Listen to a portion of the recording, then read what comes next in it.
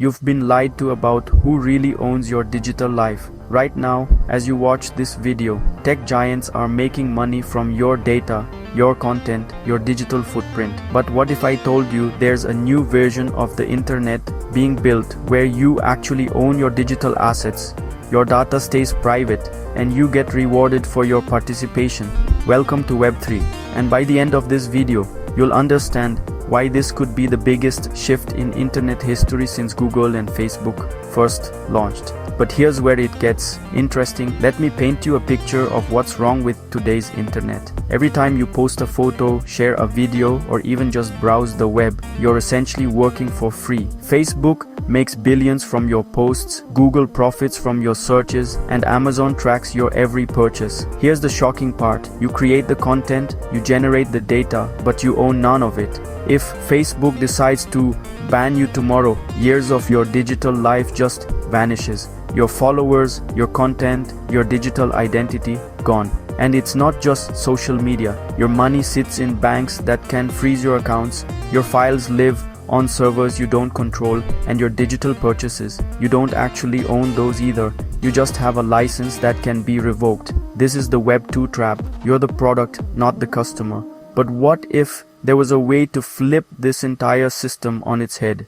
Web3 is like switching from renting to owning your digital life. Instead of your data living on Facebook's servers or Google's computers, Web3 spreads everything across thousands of computers worldwide. No single company controls it. Think of it like this. Instead of keeping all your money in one bank that could fail, you spread it across 1,000 mini safes that everyone can see but only you can open. Here's how the magic happens. First, blockchain technology. This is like a digital ledger that everyone can see but no one can fake. Every transaction, every piece of ownership is recorded permanently. It's like having a receipt for everything you own online that can never be lost or forged. Second, smart contracts. These are like digital robots that automatically execute agreements.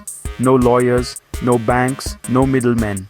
If you sell digital art, the smart contract automatically transfers ownership and sends you payment. No waiting, no fees to intermediaries. Third, digital wallets. Instead of logging into Facebook or Google, you have one digital identity that you control.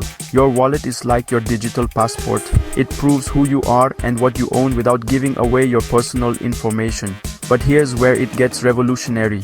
In Web3, when you create content, you own it. When you play a game and earn rewards, you actually own those digital items and can sell them.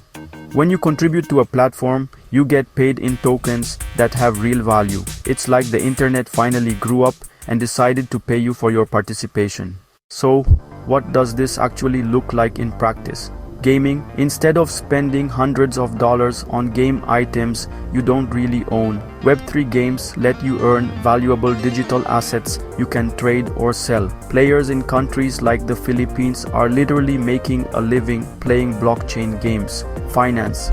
Decentralized finance, or DeFi, lets you lend, borrow and trade without banks. You can earn 5 to 10% interest on your savings instead of the measly 0.1% banks offer. No credit checks, no geographical restrictions. Digital art and collectibles. Artists can sell their work directly to fans as NFTs, keeping 90% of profits instead of giving galleries 50-70%. It's like having a permanent certificate of authenticity for digital items.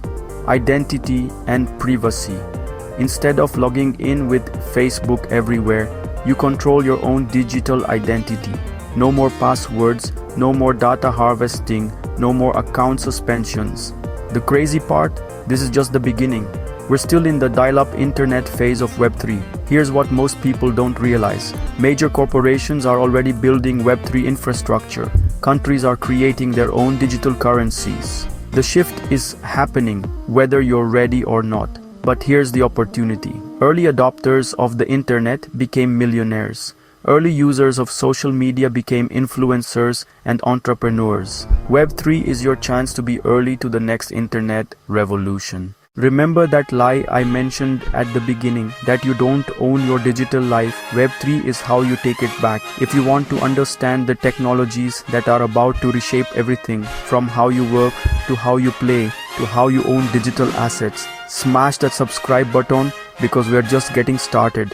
Next week, I'm breaking down the number one mistake beginners make when entering Web3, and it could cost you thousands. You won't want to miss it. But first, drop a comment. What's the first thing you would want to truly own in a Web3 world? Your social media account, your game items, your digital art. The future of the internet is being built right now. The question is, will you be a user or an owner?